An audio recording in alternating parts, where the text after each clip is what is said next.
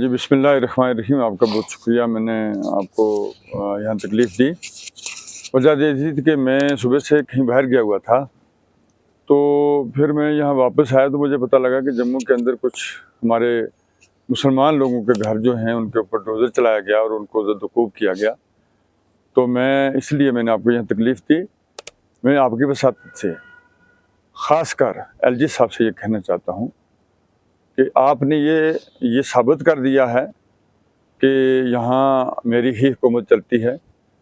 जो लोगों ने नुमाइंदे चुने हुए हैं, यहाँ की सरकार है, चीफ मिनिस्टर साहब हैं, उनकी कैबिनेट है, तो वो आपने आज बता दिया कि मैं ही हूँ जो कर सकता हूँ। लेकिन जिस बर्बरियत और जुल्म के साथ उन लोगों के घरों में पुलिस ने और सुतम ज़रीफ़ी ये कि फॉरेस्ट डिपार्टमेंट भी साथ था और उन्होंने जाके उनको ज़द-ओ-कोब किया। कुछ हमारी माएँ सुबह नमाज के बाद कलाम पाक पढ़ रही थी, बच्चों को मारा, कलाम पाक की बेहरमती की गई।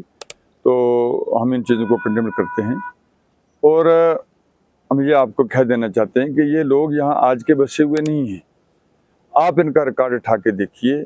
ये जब हमारा मुल्क जिस पे हमें फ़ख्र था, लेकिन आज बहुत ही दुख के साथ ये कहना पड़ रहा है कि अपने मुल्क के अंदर हमें घुसपैठिया करार दिया जा रहा है और हम पे तरह तरह के गलत इल्ज़ामात लगाए जा रहे हैं। कहने का मतलब यह कि 47 से पहले भी ये लोग यहाँ थे और उनका रिकॉर्ड देखने के बावजूद कोई भी नोटिस उनको दिए बगैर इस तरह के आके उनके ऊपर बर्बरियत करना, हम इसको कभी बर्दाश्त नहीं करेंगे। और गवर्नमेंट को भी ये कह देना चाहते हैं कि हम कोई इतने कमज़ोर और लोग नहीं हैं।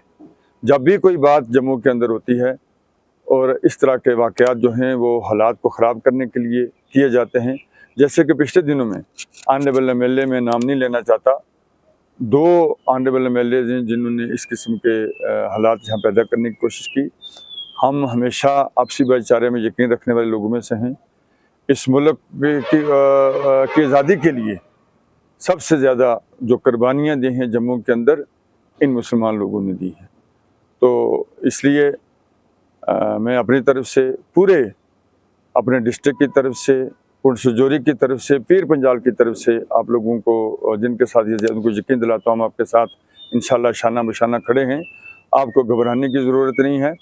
और मैं फॉरेस्ट डिपार्टमेंट के जो आला हजरात हैं, जो ऑनरेबल मिनिस्टर हैं, उनसे ये अपील करना चाहता हूँ कि आपके डिपार्टमेंट ने अगर ये किया है, इंक्वायरी करने के बाद उन लोगों के ऊपर कानूनी तौर जो है एक्शन किया जाए और इन लोगों के रिहेबिलिटेशन के लिए फ़ौरन से पहले इंतज़ाम किए जाएं।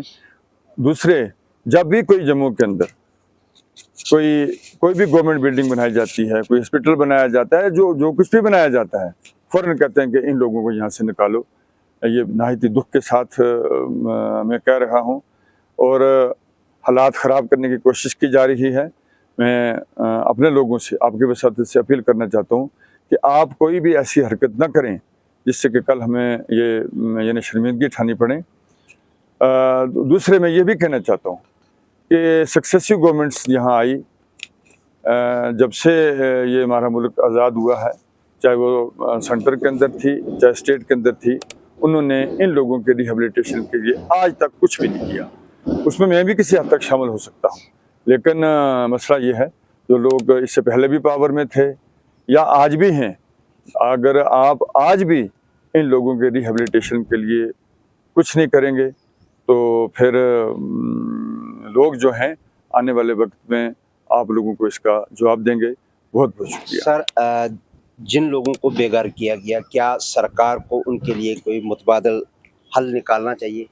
मैंने पहले ही कहा कि इनके रिहेबिलिटेशन के लिए फ़ौरन से पहले कोई पॉलिसी की जाए। आज इस गर्मी में छोटे छोटे बच्चों को लेकर वो कहाँ जाएंगे और दुख लगता है कि हम जल रहे हैं कि अपने मुल्क के अंदर इस किस्म की बेरहमी और बर्बरियत और जुल्म के साथ हमें मारा जा रहा है। हम कभी ये बर्दाश्त करना नहीं चाहते और कह देना चाहते हैं कि हम इतने कमज़ोर भी नहीं हैं कि इस चीज़ का मुकाबला ना किया जाए।